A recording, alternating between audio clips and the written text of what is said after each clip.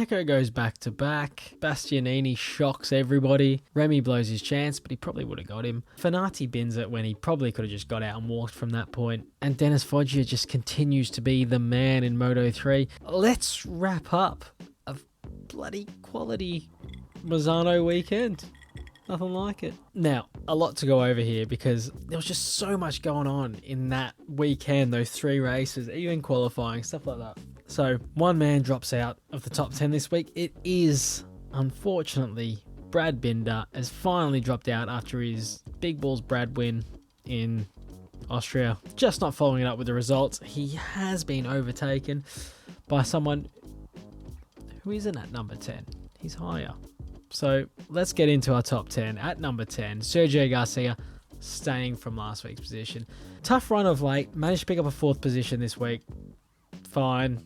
Good enough. Keeps you in the top 10. No one else has really been that impressive. So he's going to stay there.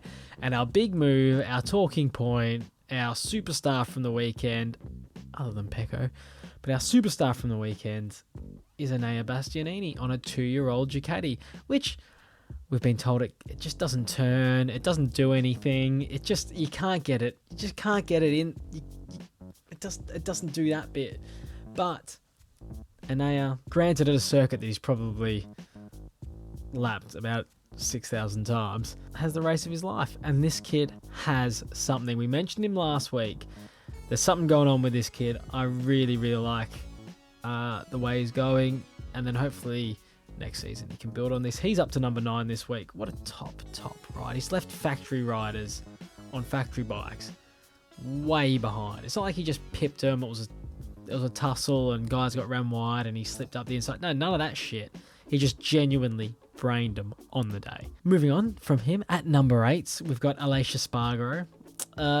He's down a place this week. Decent result for him, but at the end of the day, it's not the kind of thing that maintains your position in our power rankings. But again, he's doing his thing every week. Not his best result, but he'll take it. They're still building. They are building, and he's the guy. He's the guy for them. Maverick's still a while off being up to speed for them, so until then, this is the one. At number 7, it's Pedro Costa. Now lost touch with the lead group, got himself to the front of the second group. We mentioned last week that the cracks were starting to show. Another little inkling of it here where he didn't manage to get in the lead group. He's still going to be world champion. Don't get me wrong. He's still going to be world champion, but on form, he's not quite there. And the power rankings taking a little bit of account, overall position, season long, whatever, but everything is very up to date when we do these. So it's about, you know, what are your last 3 or 4 like? And his last 3 or 4 haven't been great. I still think he's a supreme talent. He's going to win the world title. I think he's going to win another 1 or 2 before the season's up. And I think he'll rise back up the power rankings. But for now, with his form, he's down to number 7. And he's not the highest ranked Moto3 rider in this list. I'll tell you that for free. And you know what else is free, guys?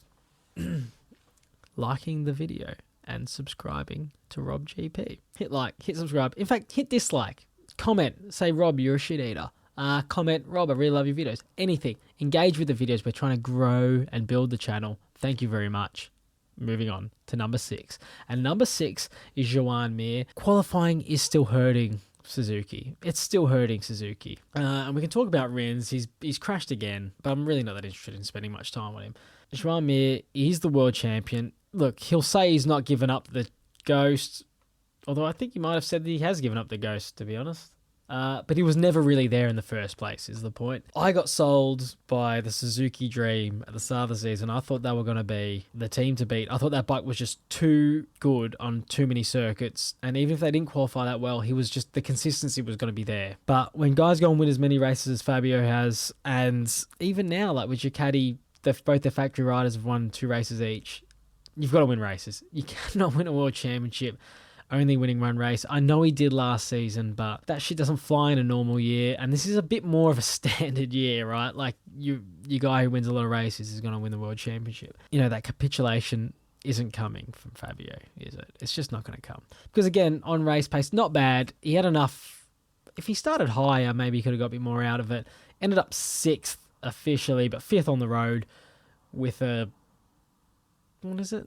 track limits thing on the last lap. So he's ended up behind Miller, but Suzuki have work to do. They need to sort Saturdays out.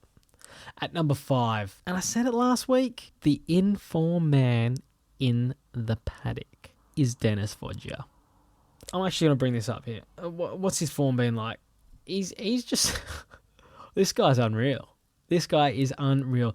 If he didn't have the worst start to a fucking season of anybody in the paddock, except for maybe John McPhee, he would be right in this title fight. Forget Sergio Garcia. He's the guy that would be taking it to Pedro Costa. I think if he'd even just picked up top 10s for the first few races where he didn't finish 4 out of 5 or whatever it was, mate, he'd be on it. Let's see what his results have been like. I've forgotten. I've had to jump onto Autosport here and have a quick look. Okay. Let's go for the last 4 races, he's been third, first. He's gone back to back. I told you last week he was the guy to beat. Let's take the last 6 races. You know what? Let's take the last 8 races. Last 8 races. So we're talking over half the season here. First, DNF. Third, first. DNF, third, first. I say this every week. I literally read through Dennis Foggia's results every week. This guy, I mean, look, he's got a few years on Pedro, so the hype's still going to be with Pedro, but there's something about Dennis Foggia. If he finishes the race, he's quick enough to be on the podium every single time. Every single time. I don't know if he has a Moto2 ride lined up. Let me know in the comments if you know anything about that. I don't know what his situation is for next season. I'd like to see him go up, to be honest. I don't think he needs to be there for another year. Though if he does stay for another year, he is going to be world champion. Don't worry about that. Moving on, up to number 4 now. And at number 4, when I say up, I actually meant down. Down to number 4. Pains me to do this, but it's my boy. It's Remy. It's Remy Gardner. As I said in my little intro, I thought he had this one, to be honest. The rate of knots that he was coming at Raul Fernandez with was incredible. He came from a long way back into that right-hander, the fast right-hander, leading into the last sequence of corners there. Big moment. That's literally must have left with a few stains in his jocks after that one, because that was tense. But leading up to that, he had the pace. The lunge was probably coming into not the next one, but the hairpin-ish right-hander after it, I think, because he was coming at him that quick. And I think he definitely would have had his measure. But you make the mistake, that's it. You don't win the race. Raul Fernandez does win the race, and Remy does not. Moto2 is fascinating at the moment with what Raul Fernandez is doing. He's won another race here, like I said, on pure pace over those amount of laps. Remy probably would have finished quicker, but for the mistake. But he's won 2 on the trot now after a hand surgery, and that is one of the most impressive things that's happened this season. And this guy's talent is on another level. He's got this, like, he could break the Moto2 record for, I think Marquez has the record for, I think it was a rookie season, most wins or whatever it was. Rail is chasing it down. It might have been podiums or wins. I can't remember. I should look it up before I do the videos, but with that, he is up to number 3, by the way. Raul Fernandez is up to number 3, ahead of Remy. When I say up to number 3, again, he's staying at number 3 because the movement's happened all around him. Remy's come down from 2. Raul Fernandez is staying at 3. Remy's come down to 4 because we do need to talk about who is at number 2, and he's up 2 spots from number 4. He's just swapped spots with Remy, and Raul has just sat in the middle. It's form in MotoGP, 2 wins on the trot, form like Pecco is showing, puts him at number 2. So Pecco Bagnaia is at number 2 and hunting. This man is hunting, and he's got another Mazzano race to come, which is frightening. I think we could almost nail him on for another win there. I know Fabio had the pace late. He was coming at him. But I think any issues that they might have had with maybe burning the tyre too early in the race and then falling back towards Fabio, you'll obviously sort, I think, for the next race. Pecco has to be the favourite going to the next Mazzano race, which is, of course, is after our Cota race. And, you know, I don't have him nailed on for the win at Cota, but look, baby, he is in form, and form is everything. And Ducati is going to be decent there. There's a lot of change direction, stuff like that. I think we underrate Ducati as a bike, to be honest, collectively as a MotoGP community. I think it is just good everywhere. And with a long straight, they are going to have an advantage in that section. So don't write them off. Don't write Pecco off for the next race. Thankfully, putting pressure on our title leader. And our title leader is who we're about to talk about. Number 1 is Fabio Cuatro. Holds his position. Really good ride, I thought, from him. Could have easily been won a hard day where I think in the past he probably drops a lot more points than that, and in desperation maybe even bins it if you're looking at this time last year, trying to make up positions, but kept his head, got through who he needed to get through, and then credit to him, didn't just settle for second knowing that he can just do that for the rest of the season and win the title. Tried to win the race, and really came at Pecco.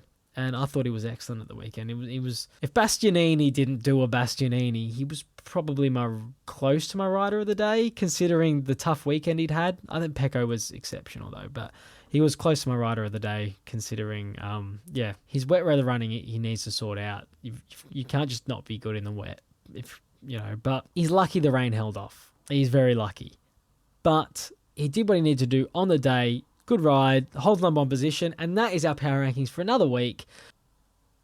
Tell me what you thought of the race. Tell me where you'd have them all this week. Is anyone not in the top 10 that you'd have in the top 10? That's what I want to know. And who in there, maybe you're not a fan of Sergio Garcia, or you're not a fan of Aleix, or you're not a fan of even, Bastianini being in there. But yeah, that's it from me. I'm looking forward to the next one. It's actually going to be fascinating. Cota. The Texas race is going to be absolutely fascinating. Is Mark going to turn up and do his thing?